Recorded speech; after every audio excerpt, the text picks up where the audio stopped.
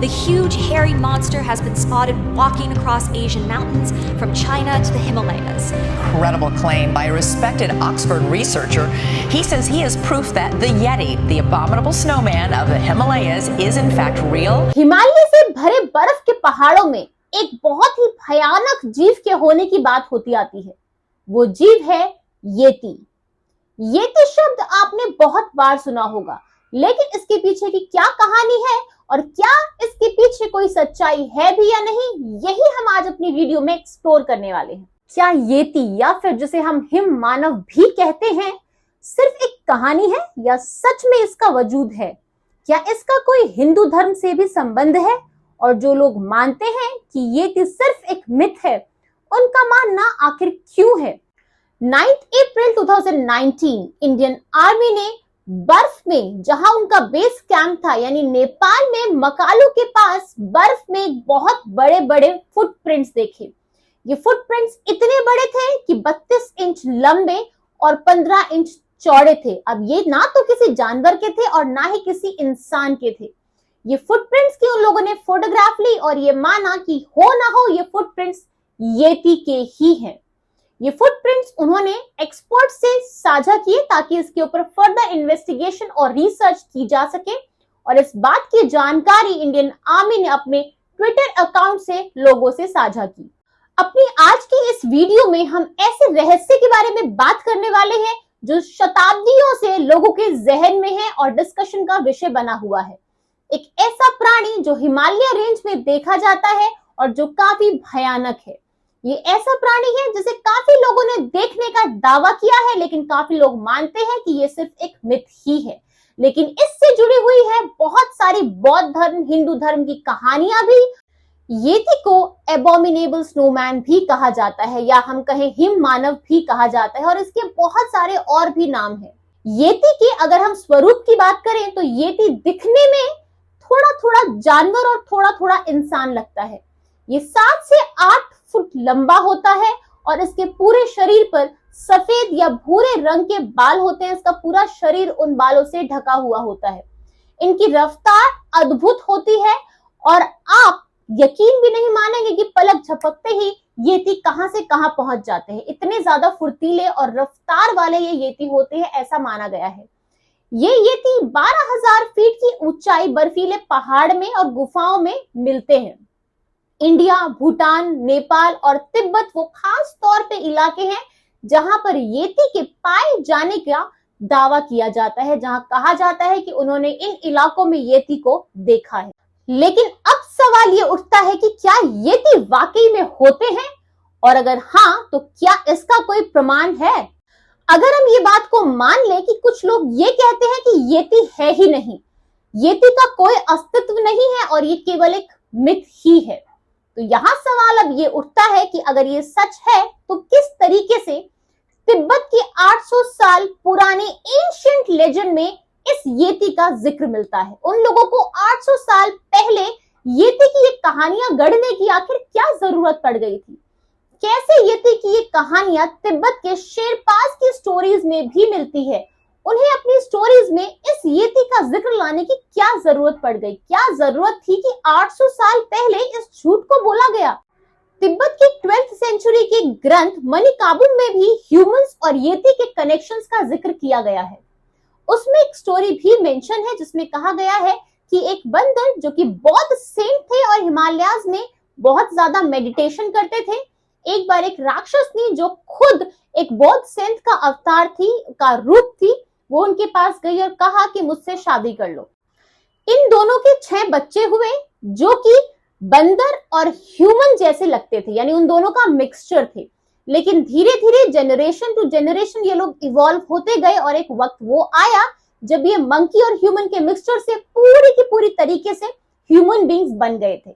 लेकिन उनमें से कुछ जनरेशन ऐसी थी, उन 6 में से कुछ जनरेशन ऐसी थी जो कि पूरी तरीके से ह्यूमंस नहीं बन पाए, और उन्हीं जनरेशन को हम येती कहते हैं। ये कनेक्शन बौद्ध धर्म की इस किताब में भी मेंशन है जो कि 12th सेंचुरी की है।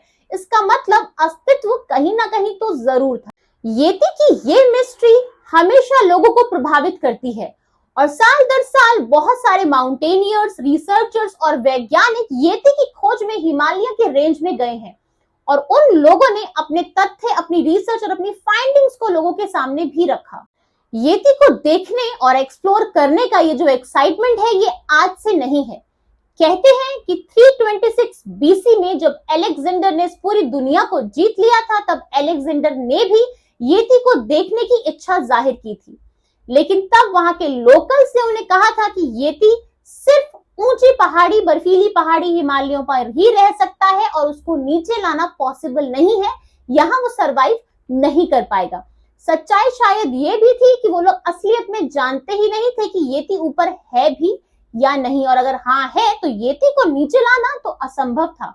अलेक्जेंडर भी येती की इच्छा, जो देखने की इच्छा थी, उसे लेकर ही ऊपर चला गया, वो भी येती को नहीं देख पाया था।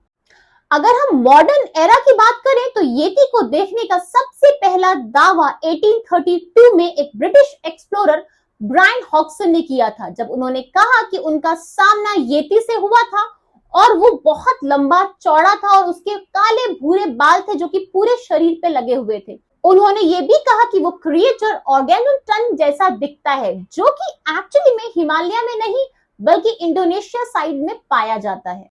1889 में भी ब्रिटिश आर्मी पर्सन एले वाडल ने इस क्रिएचर यानी येती के फुटप्रिंट्स को देखने का दावा किया था।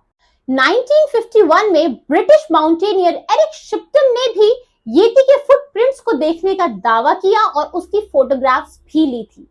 उनके अनुसार वो फुटप्रिंट्स 13 इंच लंबे और 8 इंच चौड़े थे।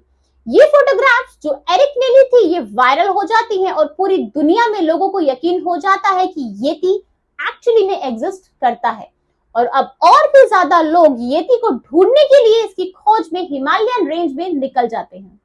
एक एक करके ऐसे बहुत सारे सबूत सामने आए और लोग भी सामने आए जिन्होंने येती को देखने का दावा किया था।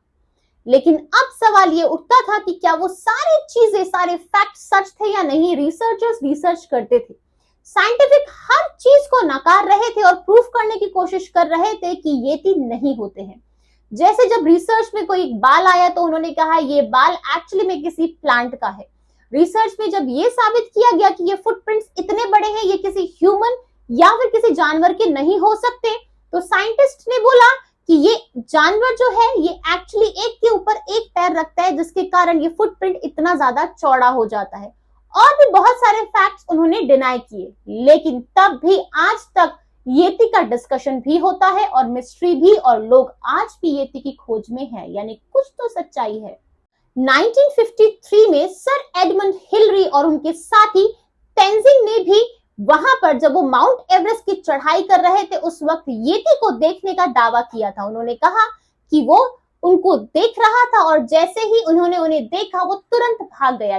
2008 में भी एक जापानीज रिसर्चर्स ने येती के फुटप्रिंट्स को लिया था, जो कि नेपाल के पास धौलागिरी रेंज के आसपास देखे गए थे। 2013 में एक ब्रिटिश साइंटिस्ट ब्रायन स्काइज ने येती के डीएनए का एनालिसिस किया और उससे एक पुराने एक्सटिंक्ट स्पीशीज के भालू से जोड़ा गया। दुनिया में तो कितनी सारी ऐसी स्पीशीज हैं जो पहले थी और अब नहीं है, अब पूरी तरीके से एक्सटिंक्ट हो चुकी है।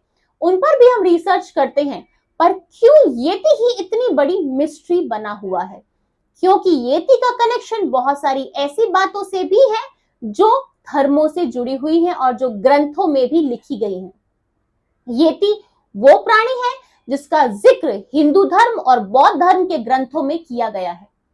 माना जाता है कि येती ही वो प्राणी है जिसके कारण कोई भी कैलाश पर नहीं चढ़ पाता, क्योंकि शायद ये येती ही है जो कैलाश पर्वत की रक्षा करता है, क्योंकि वहां ऊपर बैठे शिव तपस्या कर रहे हैं और उनकी तपस्या भंग ना हो, इसलिए येती इस पहाड़ की यानी कैलाश की रक्षा करता है और किसी को भी ऊपर चोटी तक नहीं चढ़ने देता। पर क्यों? अब इसका जवाब भी है। हिंदू धर्म के अनुसार हनुमान जी और भीम, उनका स्वरूप, उनकी शक्ति ऐसी थी जो किसी सामान्य मानव में होना असंभव है, और येती जो कि इतना ही ज्यादा शक्तिशाली है, ये शायद इन्हीं में से किसी एक का स्वरूप है या फिर वैसे ही कोई एक डिवाइन पावर है।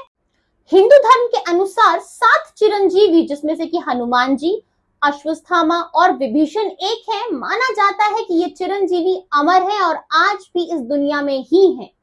ये चिरंजीवी हिमालयन रेंज में कहीं है और जब वक्त आएगा यानी कलयुग का अंत करने के लिए जब भगवान अवतार लेंगे तब सभी चिरंजीवी एक हो जाएंगे और प्रभु की मदद करेंगे धर्म की स्थापना में। तो यही हो सकता है येती का एक और रूप हो या फिर येती भी उनमें से कोई एक हो। तिब्बतन बौद्ध धर्म के ग्रंथों में भी येती का जिक्र मिलता है। वहां के भिक्षु ये मानते हैं कि येती वो प्राणी है जो कि तिब्बतन गुफाओं की रक्षा करता है। ये पूजनीय है क्योंकि उनके अनुसार उनके जो पूर्वज थे उनकी पूजा में येती की चीजों को इस्तेमाल किया जाता था। ये बौद्ध धर्म के अनुसार येती के बारे में कहना है। इसका मतलब ये हुआ कि येती के पीछे कोई सच्चाई तो थी, ये ऐसी ही कोई बात नहीं है जो सदियों से यूं ही बस अफवाह की तरह फैल रही होगी। अब आइए इस बारे में भी बात कर लेते हैं कि जो लोग ये कहते हैं कि येती होते ही नहीं है। तो कुछ रिसर्चर्स और साइंटिस्ट ये मानते हैं कि येती एक्चुअली में सिर्फ एक इल्यूजन है, एक धोखा है। येती असल में एग्जिस्ट नहीं करते हैं। अब इसके पीछे वो कुछ तर्क भी देते हैं। वो ये कहते हैं कि इतनी ऊंचाई पर जाने के बाद लोगों को हैलुसिनेशंस होती हैं और वो येती को ना देखने के बावजूद भी अपने विचारों में ही येती को देखते हैं और कहते हैं कि उन्होंने येती को देखा। तो यानी ये सिर्फ एक हैलुसिनेशन है।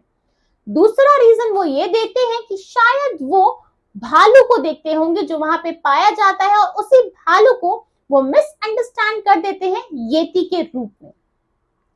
तीसरा और आखिरी जो कंक्लूजन देते हैं वो, या फिर हम जिसे कहें कि एक और पॉइंटर वो देते हैं, वो ये देते हैं कि शेरपास की स्टोरीज जो कि सुनी है जिनमें येती का जिक्र है वो सभी स्टोरी केवल कहानी मात्र है और उस वक्त उनके बच्चे ऊपर बर्फीले पहाड़ में ना जाए तो उनको डराने के लिए वो स्टोरीज बनाई गई थी और जनरेशन टू जनरेशन ये स्टोरीज पास ऑन होती गई और येती जिसके कारण आज भी जिंदा और मिस्ट्री से भरा हुआ है।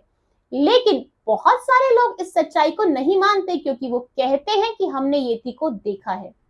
दोस्तों, अगर ये सच में सच है कि येती होते हैं और आज की एडवांस टेक्नोलॉजी में इतनी ज्यादा साइंस ने जब तरक्की कर ली है तब भी हम येती को नहीं पकड़ पा रहे हैं, तो इसके दो कारण हो सकते हैं। या तो ये प्राणी बहुत ही कम बचा है जिसके कारण दिखने में नहीं आता, या फिर ये सच में इस दुनिया से अलूफ रहता है, अलग थलग रहता है जिसके कारण दुनिया वाले इसको पकड़ नहीं सकते।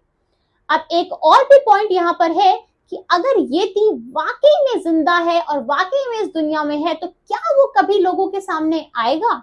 आज भी माउंटेनियर्स और रिसर्चर्स येती को ढूंढने के लिए हिमालयों की रेंज में कई महीने और सालों गुजार देते हैं, लेकिन मिलते हैं केवल कुछ क्लूज। ये सभी रिसर्चर्स और माउंटेनियर्स केवल इसी तलाश में है कि शायद किसी दिन उन्हें वो येती मिल जाए या फिर कोई सॉलिड प्रूफ मिल जाए जिससे वो साबित कर पाए कि येती होते हैं। चाहे रिसर्चर्स और साइंस कुछ भी कहे, लेकिन हम इस बात पे जरूर विश्वास करते हैं जो हम हमेशा अपने चैनल के थ्रू आप सबसे कहते हैं कि हम बहुत सारी मिस्ट्रीज को कभी भी सॉल्व नहीं कर पाएंगे। नेचर और दुनिया बहुत ज्यादा अद्भुत है और हम शायद अपनी सोच को वहां तक ना ही ले जा पाए। और अगर हिंदू धर्म के अनुसार येती एक डिवाइन पावर है तो डिवाइन पावर्स को ढूंढ पाना तो सबके लिए असंभव है। शंभाला नगरी, कैलाश की मिस्ट्री, ये सभी ऐसी चीजें हैं जो डिवाइन पावर से रिलेटेड है, जो हमें लगता है यहाँ कुछ ना कुछ तो है बट उसकी सच्चाई को हम आज तक नहीं जान पाए। और वो इसलिए क्योंकि वो भगवान की सच्चाइयां हैं, तो हम तो ह्यूमन बींग से हमारी क्या ही विसात है। अगर आप कैलाश नगरी, शंभाला या फिर मिलारेपा के ऊपर वीडियो देखना चाहते हैं तो हम वो पहले बना चुके हैं अपनी इसी कैलाश सीरीज में, आप लोग जाकर देख सकते हैं। दोस्तों, जो चीज हमने देखी नहीं वो चीज है ही नहीं, ये कहना तो गलत होगा। इस पूरी दुनिया में ना जाने कितनी करोड़ों स्पीशीज हैं और शायद हम लोग उनमें से कुछ परसेंटेज और स्पीशीज को ही देख पाते हैं। कुछ स्पीशीज तो ऐसी भी हैं जो लाखों करोड़ों साल से इस धरती पे हैं, बट हमें उनका पता सिर्फ 4, 5 या 10 साल पहले ही चला है। यानी ये तो साफ है कि जो हम नहीं जान पा रहे हैं वो नहीं है, ये कहना तो पूरी तरीके से गलत ही होगा। आज की इस वीडियो के बारे में आपकी क्या राय है, कमेंट सेक्शन में जरूर बताइएगा।